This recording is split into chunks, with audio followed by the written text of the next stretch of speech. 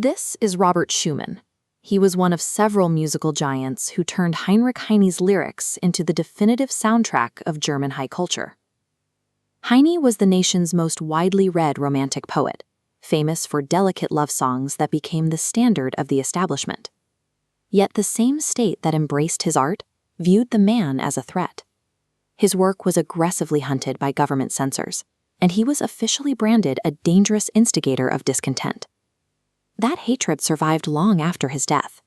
A century later, the Nazi regime targeted his literature for destruction, feeding his books into massive bonfires to erase his influence from the German mind. Heinrich Heine occupied a singular, contradictory space. He was the nation's favorite singer and its most hunted fugitive, a poet whose verses were sung in palaces while his ideas were fed to the flames. Heine was born into a Jewish family during the French occupation of the Rhineland, a period when the Napoleonic Code granted him the rights of a full citizen. But the fall of Napoleon brought a swift return to Prussian rule, and with it, the restoration of state-sanctioned anti-Semitism. Heine initially attempted to navigate this new conservative reality on its own terms.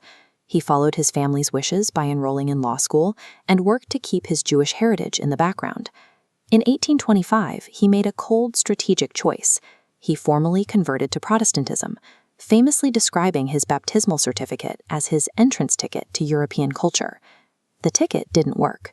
Despite his conversion, he was expelled from student fraternities and faced strict legal barriers blocking university and government careers. He grew increasingly disgusted with the Prussian authorities.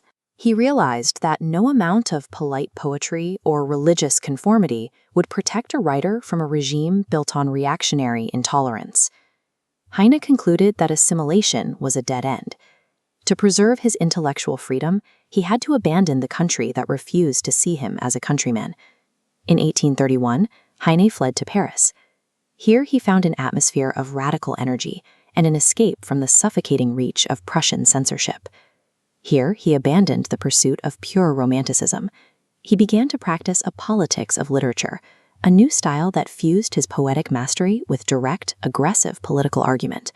He found his voice in the feuilleton. By utilizing this freer, fast-paced journalistic format, he was able to move away from rigid poetic stanzas and launch unpredictable attacks on society through essays, reviews, and travel reports. He used this new format to mock the German aristocracy, challenge rising xenophobic nationalism, and ridicule the narrow-minded middle class. Physical distance gave Heine the clarity to weaponize his prose. From the safety of Paris, he turned his literary skill into a direct assault on the state that had marginalized him. Even in exile, Heine's cynical, independent style kept him isolated. He remained an outsider among the other radical German refugees living in Paris. Leftist radicals like Ludwig Bernay attacked him for his aristocratic tendencies. They felt he was too devoted to art and not sufficiently committed to the gritty, unpolished realities of socialist revolution. This tension was evident in his relationship with his cousin, Karl Marx.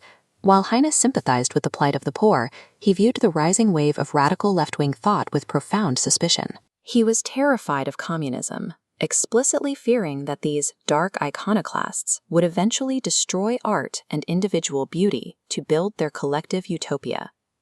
Heine occupied a lonely political space. He demanded freedom for the oppressed, but he refused to sacrifice his humor or individuality to the demands of any political mob. Heine spent his final 8 years paralyzed by a spinal disease. He remained confined to a bed he called his mattress grave, unable to move but refusing to stop writing. He died in Paris and was buried in Montmartre Cemetery, a poet whose physical return to his homeland was now impossible. After his death, the battle over his memory continued. In Germany, nationalists and anti-Semites blocked every attempt to build a public monument in his honor. Commissioned as a memorial to Heine, the Lorelei Fountain was rejected by one German city after another. It now sits in the Bronx, New York, a physical testament to a nation's refusal to honor its most influential poet. Heine's denied legacy eventually met the flames of the 1933 book burnings. On that site today, a plaque bears the prophetic warning he wrote over a century before the Holocaust. Where they burn books, they will in the end burn human beings too.